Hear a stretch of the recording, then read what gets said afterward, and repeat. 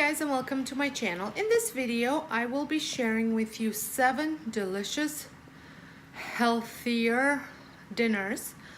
They're mostly made from scratch.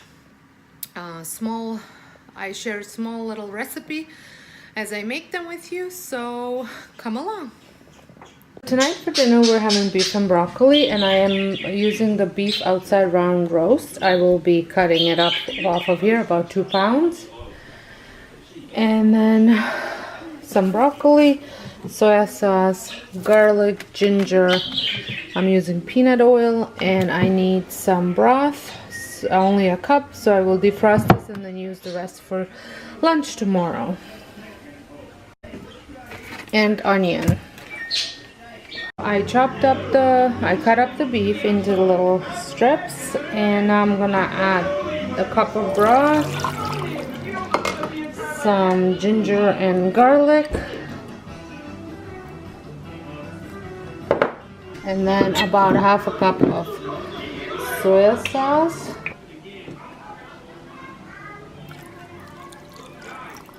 and it asks for 2 tablespoons of brown sugar, but I will be putting only about half a tablespoon of xylitol. There. Now we'll mix this up, let it set, and while that's setting, I'm gonna cut up my onion and clean up my broccoli.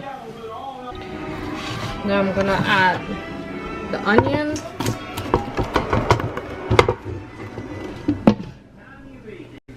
and saute it until translucent. The onions are ready, and I'm going to add the meat now with all its liquid.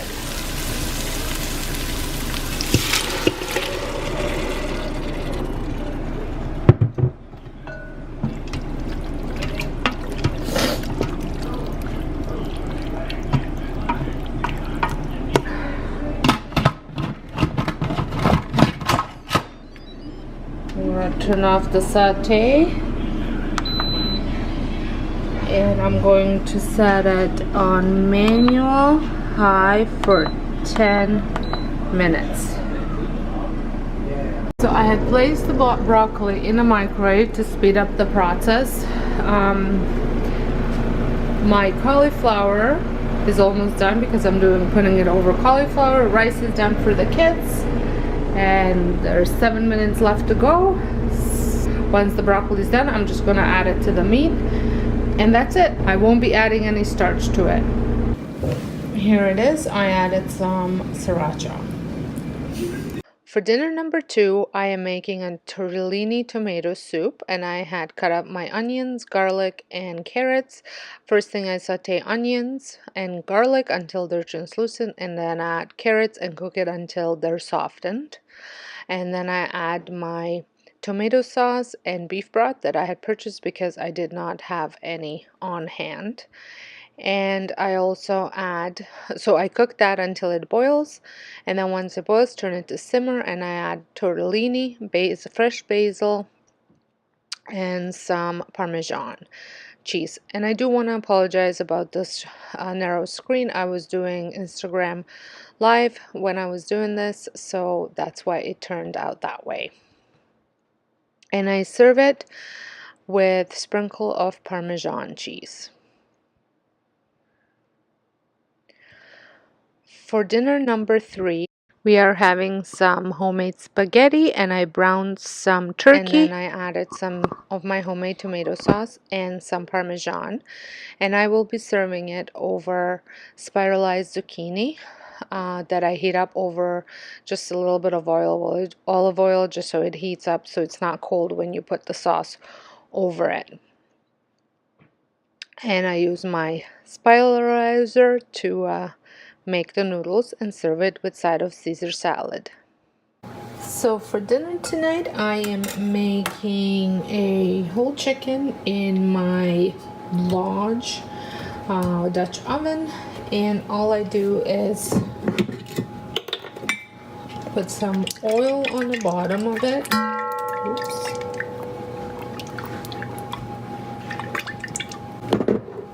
And then I place carrots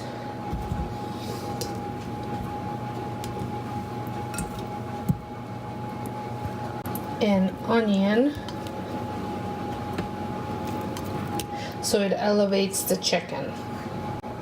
So here is the chicken, and I'm going to put potatoes around it so they cook with the chicken. I have seasoned the chicken with salt, pepper, garlic, vegetable seasoning, salt, pepper, garlic, and paprika. So here it is. I seasoned the potatoes with some salt and vegetable seasoning, and now I'm gonna drizzle olive oil over all of it so that way it doesn't dry. And the chicken will release some oil as well, and I will cook it for about 2 hours at 375, and then just before it's done, for about last half an hour or so, I will flip the chicken over just to get the browning on the top, because even though I elevated it, it's not gonna get browned the way I like it.